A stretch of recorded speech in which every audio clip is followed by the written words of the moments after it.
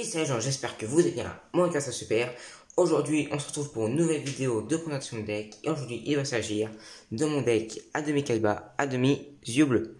Donc pourquoi il s'appelle comme ça? Enfin, c'est pas non plus le nom officiel, mais pourquoi je l'appelle comme ça? Parce que c'est un deck qui a des cartes pour booster le Dragon Blanc bleu, mais en même temps, il y a quelques cartes de l'animé qui n'ont aucun rapport, qui sont juste là pour le plaisir. Donc on commence avec la demoiselle aux yeux couleur bleu.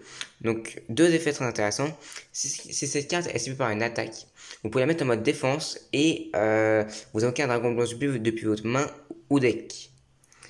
Depuis votre main, deck ou cimetière. Et son deuxième effet est que si elle est ciblée par un effet de carte, vous pouvez pareil invoquer un dragon blanc bleu, mais seulement mais depuis la main, deck ou cimetière, donc la même chose. Le seul problème, c'est que du coup elle n'est pas mise en mode défense. Ça veut dire que elle peut attaquer puisque on ne peut utiliser qu'un effet de demoiselle aux yeux couleur bleu par tour, uniquement une fois de tour.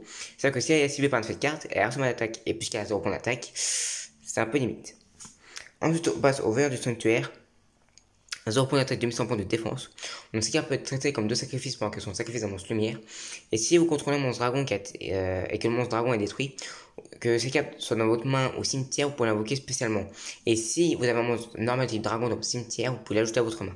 Donc c'est très intéressant pour rajouter dragon blanc du bleu ou d'autres combos. Ensuite, le dragon Kimoido. 100 points d'attaque, 200 points de défense. Cette carte est envoyée au cimetière, peu importe la raison ou comment. Vous pouvez invoquer spécialement un monstre du dragon depuis votre main. Donc c'est très intéressant, très puissant, et voilà. Le stress, c'est qu'on peut pas nous mener notre battle phase durant le tour, on active cet effet. Donc voilà. Alors, pour ceux qui ont vu ma vidéo sur mon deck dragon blanc bleu, le jet là vous vous dites, il nous présente les mêmes cartes. Oui, parce que comme je l'ai dit, en fait, c'est deux decks dragon blanc, donc voilà. Mais là, ça commence à changer. On a la sentinelle de la cloche de feu, 100 points d'attaque, 2000 points de défense. Monstre normal, synthoniseur. Voilà, monstre comme ça. Donc, comme j'ai dit dans ce deck, là, je crois qu'il n'y a pas de carte du deck la résurrection des véritables dragons, pour ceux qui ont vu ma vidéo.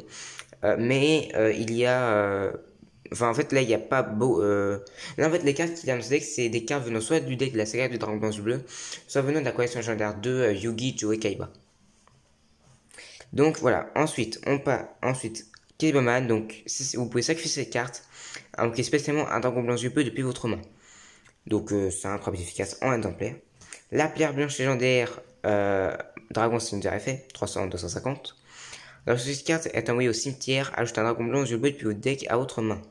Donc pratique pour ajouter un dragon blanc aux yeux bleus, tout simplement.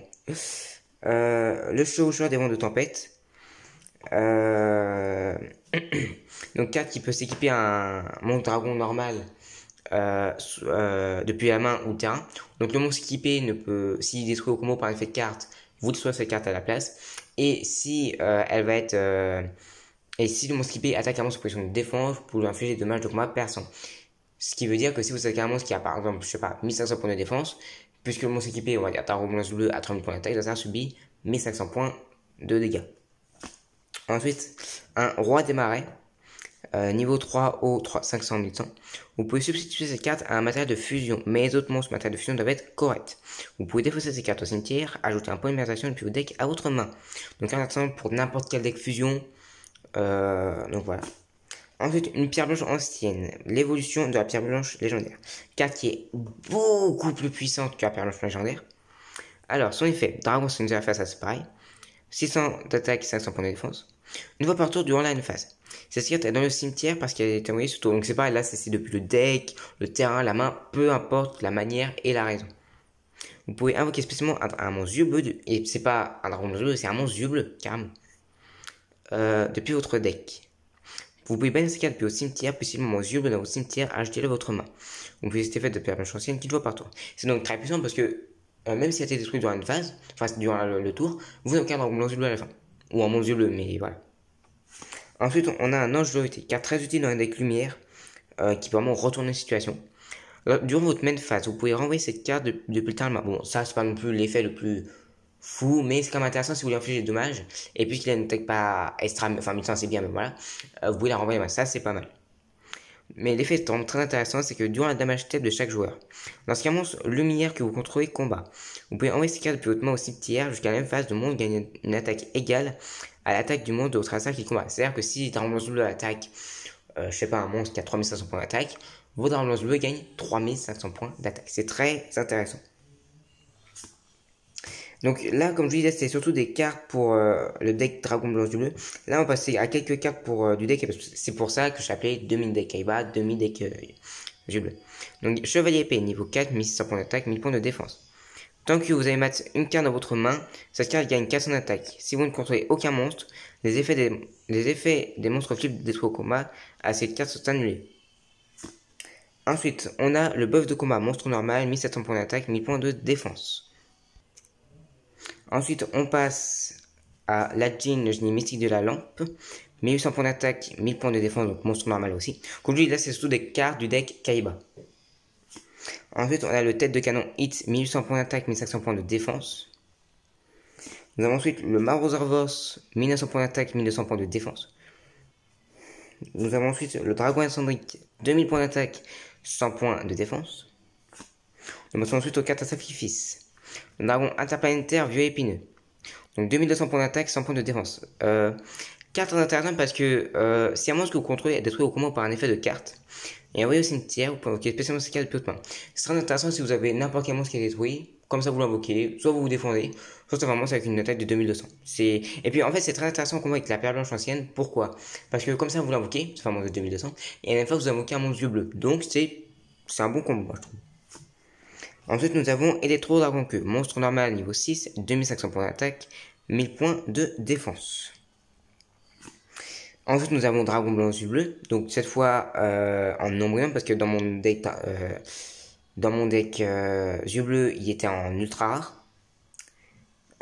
Donc vraiment cette version, c'est que moi je n'aurai que des Dragons Blancs du Bleu comme ça, parce que vraiment cette version elle me fait rêver. Donc en 3 exemplaires. Nous passons ensuite, donc vous voyez comment yeux bleu, donc il n'y a que Dragon Blanc bleu, donc avec la pierre blanche ancienne, il n'y aura que Dragon Blanc bleu à jouer. Ensuite nous passons aux cartes magie, donc pour l'imagination, donc cartes qu'on ne présente plus qui permettent de finir des monstres entre eux, depuis le terrain ou la main. Ensuite, carte magie rapide diffusion. Si le monstre de fusion sur le terrain renvoie la cible à extraire, puis si tous les matériels de fusion qui ont été utilisés pour une invocation fusion sont dans votre cimetière, vous pouvez tous les invoquer spécialement. C'est-à-dire que si vous avez invoqué le Dragon Blanc bleu, vous pouvez invoquer 3 Dragons Blancs bleus. C'est très intéressant à jouer dans certains trucs. Nous avons ensuite Ancien Règlement. Donc oui, là c'est des cartes qui ne sont pas dans mon deck yeux bleus, mais qui permettent de, comment dire, d'invoquer comme des Dragons Blancs bleus. Donc invoquer spécialement un monstre normal de niveau 5 depuis votre main. Bon, de base c'est plus Yugi qui l'utilise dans l'animé, mais n'empêche que c'est une carte très intéressante pour Dragon Blanc bleu. Nous avons ensuite rétrécissement. Si bien un monstre fasse réto sur le terrain, jusqu'à la fin de ce tour, l'attaque d'origine du monstre est divisée par 2. Donc très intéressant pour gérer les gros monstres. Nous avons ensuite le dé imprévu. Donc si on ne contrôle aucun monstre, on peut invoquer spécialement un monstre normal de masse niveau 4 depuis le deck. Donc c'est utile pour invoquer soit Dragon Ascendrite et avoir un monstre avec une attaque élevée, soit la sentinelle de la cloche de feu et avoir une défense élevée.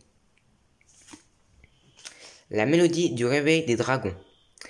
Carte que vraiment je trouve tout simplement magnifique parce que dessus c'est le Seigneur des dés. Enfin, je sais qu'ils ont fait une note, je crois que c'est le roi des dés. Enfin, je sais plus le nom, mais voilà.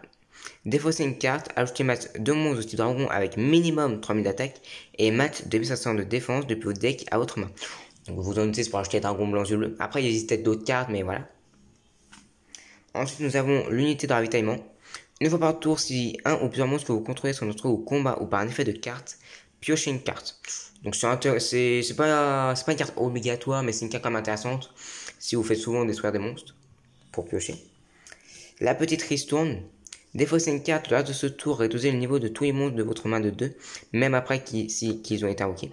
Donc c'est que là, il est plus sur les sacrifices que sur les invocations spéciales, mais c'est pour ça que je mets ristourne. Ensuite, nous avons un flot rugissant de destruction. Si vous contrôlez Dragon Blanc yeux bleus, détruisez tous les monstres contrôlés par votre adversaire. C'est extrêmement puissant. Mais le Dragon Blanc yeux bleus ne peut pas attaquer durant tout vous activez cette carte. C'est un truc un peu dommage, en même temps, ce serait trop d'abus. Et vous vous dites, imaginez, vous contrôlez un Dragon Blanc bleu, vous détruisez tous les monstres qui contrôlent, vous attaquez directement, 30 points de dommage. C'est au calme. Ce serait trop fort. Ensuite, un petit mégamorphe, carte qui est surpuissante. Tant que vos défenses sont inférieures à ceux de votre adversaire, l'attaque du monstre équipé devient le double de son attaque d'origine. C'est-à-dire, vous l'équipez un dragon ultime aux yeux bleus, vous avez moins de points de vie que l'adversaire, l'attaque du monstre équipé devient 9000. Comment vous dire que c'est pas mal du tout. Mais par contre, tant que vos défenses sont supérieures, l'attaque du monstre équipé devient la moitié de son attaque d'origine. Là, c'est moins drôle. Ensuite, contrôleur d'ennemis. On ne peut activer qu'un effet, c'est une carte magie jeu rapide. Cibler un monstre, ça serait tôt contrôlé par votre adversaire, changer la position de combat de la cible. Ou sacrifier un monstre, puis cibler un monstre face recto contrôlé par votre adversaire. Jusqu'à la end phase, prenez le contrôle de la cible. Donc très intéressant pour les sacrifices ou pour prendre le contrôle de gros monstres. On passe ensuite aux cartes pièges. Dispositif d'évacuation obligatoire. Cibler un monstre sur le terrain, renvoyer la cible à la main. Donc effet très simple, rapide, simple, efficace. En vrai, c'est très important pour un qui a galéré à invoquer un monstre. Soit un gros monstre extra deck, soit un gros monstre de main qui est super dur à invoquer. Et quand vous activez ces cartes, là, on a presque envie de pleurer. Parce que du coup, voilà. Jardin d'avarice. Ciblez 5 cartes Jardin d'avarice exclu dans vos cimetières. Mélangez toutes les 5 dans le deck, puis piochez une carte. Vous ne pouvez activer qu'une Jardin d'avarice par tour. Alors, il marqué Jardin d'avarice exclu, en même temps, ce serait tellement abusé si à chaque fois on prendrait un Jardin d'avarice et on pourrait mettre dans le deck, là, ce serait un truc infini. Ensuite, un annulation d'attaque. Lorsqu'un monstre doit s'attaquer à une attaque, si le monstre attaquant annule l'attaque peut terminer la battle phase. Donc pratique pour annuler les attaques tout simplement. Un dernier ordre de combat. Tous les monstres face recto sur le terrain sont changés en position d'attaque et leur position de combat ne peut pas changer. Le seul problème c'est que du coup si ça pose des monstres en position de défense face verso, l'effet n'est pas activé. C'est ça le truc un petit peu dommage. Ensuite nous avons la duplication de clone. Lorsque votre adversaire invoque normalement ou par flip un monstre qui a un niveau, ciblez le monstre face recto, invoquez spécialement un jeton de clone des mêmes types attributs niveau et attaque défense d'origine de la cible. Lorsque la cible est détruite et envoyée au cimetière, détruisez ce jeton. C'est très intéressant pour copier les gros monstres et du coup si ce monstre est le monstre le plus fort de votre adversaire, enfin sur le terrain en tout cas, l'avantage au moins c'est que au moins il sera obligé de détruire ce monstre pour détruire le vôtre. Un sortilège de l'ombre. Activez ces cartes en ciblant un monstre face auto-contrôle par votre adversaire. Il perd 700 d'attaque et aussi il ne peut ni attaquer ni changer sa position de combat. Lorsqu'il quitte le terrain, détruire cette carte. C'est un peu un chaîne démoniaque, juste ça annule pas l'effet mais il perd 700 points d'attaque. Un anneau de destruction. Durant le tour de chaque joueur, cible un monstre face recto contrôle par votre adversaire dont l'attaque est inférieure ou égale à 6 life points. Détruisez le monstre face recto et si vous faites, vous recevez des dommages égaux à son attaque, vous vous dites mais c'est pas ouf. Sauf que l'adversaire reçoit aussi des dommages égaux à son attaque. Et c'est très intéressant, enfin, ça a l'air moyen, mais c'est très intéressant, ça sert à touper le nombre de points de vie ou qu'il lui en reste à peine au-dessus. C'est vraiment intéressant pour se débarrasser des gros monstres et voilà. Et on termine avec un appel de la 30 encore, oui je sais, je pense dans les commentaires il y a plein de gens qui risquent de me dire tu mets dans tous tes decks appel de la 30 Oui, mais bon, c'est quand même une carte très puissante, donc voilà. Donc, vous connaissez les faits, je pense, maintenant. Activez cette carte en ciblant un monstre dans votre cimetière, invoquez spécialement en position d'attaque face recto. Lorsque cette carte quitte le terrain, détruisez la cible. Lorsqu'elle cible est détruite, détruisez cette carte. Voilà, mesdames et messieurs, c'est tout pour la présentation de ce deck. Alors, j'ai été un peu plus rapide que d'habitude. Pourquoi? Parce qu'en fait, comme je vous l'ai dit et comme vous avez dû remarquer, il y a beaucoup de cartes qui sont dans le deck yeux bleus.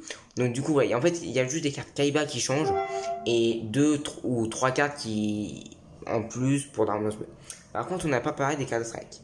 Donc, on a à nouveau le dragon argent aux yeux azur, 2500 points d'attaque, 3000 points de défense.